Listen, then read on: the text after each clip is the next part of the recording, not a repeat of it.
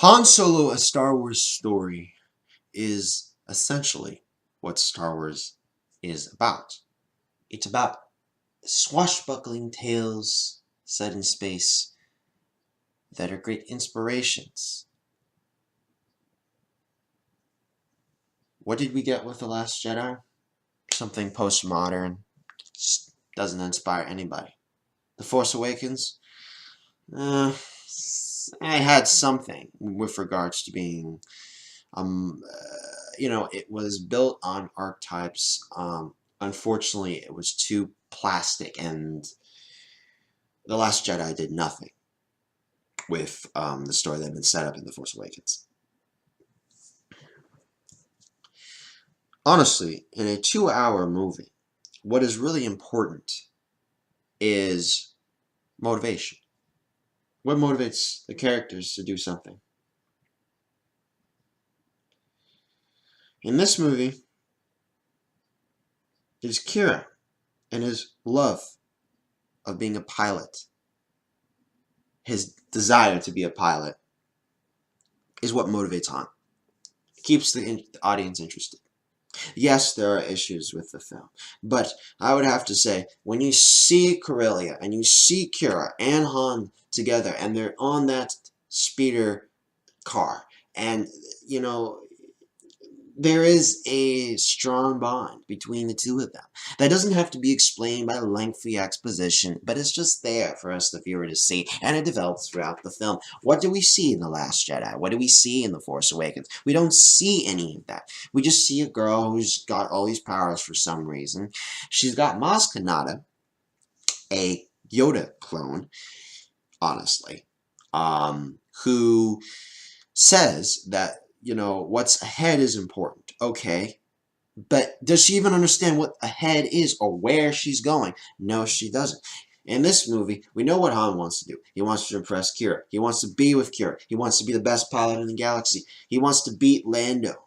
He wants to get the Millennium Falcon. He wants to impress Beckett and show that Beckett is wrong on certain things and be better than him. That is what motivates Han. We don't see any of that with Rey in the sequel trilogy. They are not good movies. Now, this is where I'm going to say Rogue One, which was a dull movie. At least with Jyn Erso, we could get a sense she wants to meet up with her father again. She wants to fight the Empire. And for the other characters, it's about getting the Death Star plans. What motivates Rey to want to go to Luke Skywalker? How come Leia is not the first one to go and meet Luke Skywalker? How would make sense to me. But this is what Han Solo, this movie, excels at. It excels at giving motivations for the main character. It makes us care about what's going on. It's a great swashbuckling space western. That's exactly what Star Wars is. I'm not saying that's all Star Wars has to be, but at this current moment, with what The Last Jedi did, with this absolutely atrocious, deconstruction of Star Wars, we do need something that is more straightforward and more to the point than what we've had before. We got some great characters in here. We got Woody Harrelson as Tobias Beckett, mentor character, but he's a colder version of Han. But he does serve as a great teacher, a kind of surrogate father to Han. And I thought he did a great job. I thought he added a lot to the movie. I thought that Donald Glover's Lando was great. He had a lot of charisma, more charisma than most of the characters in the 3 previous Disney films that we have seen. L3 for me was probably the worst character in the movies. After that, it's Enfys Nest. With L3, I believe that she is the personification of a lot of the toxicity in leftist politics in America today, within the fictional construct of Star Wars. I understand that, this whole droids' rights thing has been there before, but I don't like it when authors put in these kind of political things, like the Empire was enslaving aliens, then let aliens into the army and all this stuff. They were just infecting the franchise with this kind of political correctness when they should have left it alone. Um, yeah, L3 has a very strange conversation with Qi'ra about like positions that she about positions she has with like how like Qi'ra, how would it work, and what she's talking about is like, well, how does Qi'ra, like, are they compatible with Lando? And it's really a strange conversation, and I was like, oh my goodness, this is a really strange character interaction.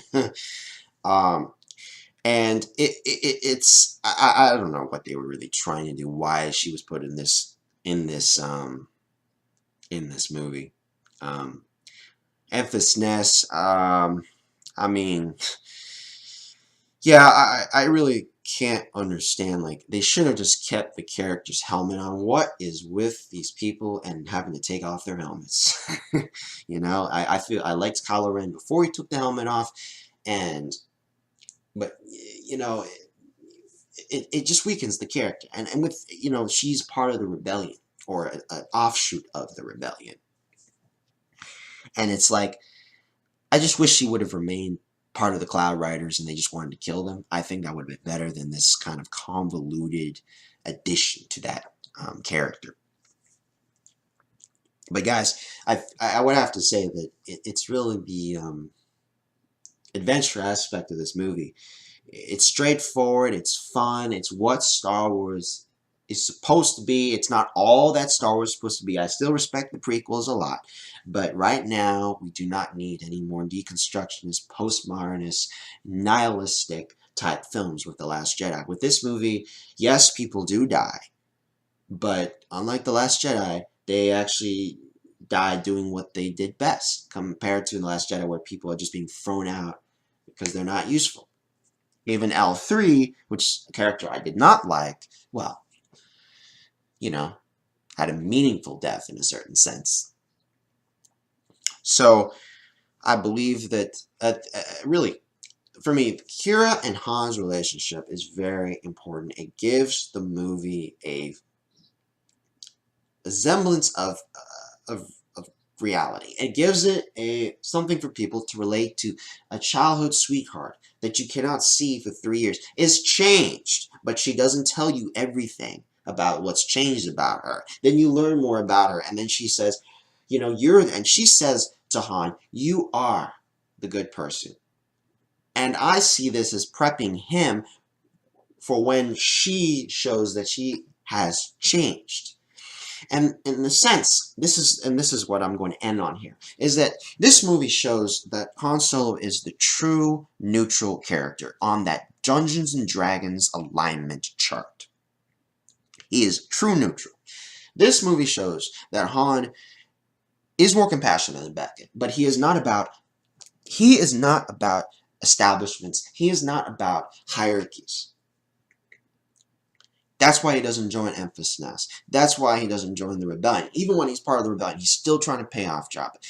Han Solo is truly a libertarian compared to these fake libertarians who live off corporations and then try to talk about libertarianism when it's in fact more about their activities in a small niche that doesn't really liberate anybody. Han is truly an adventurer on his own, making his own rules and not beholden to anybody. Qi'ra is what would have happened to him had he been captured at the processing station at Coronet Spaceport on Corellia. So, I'm going to say that this movie is a great film, and I'm going to give it an 8 out of 10, and I believe that you should go and see it.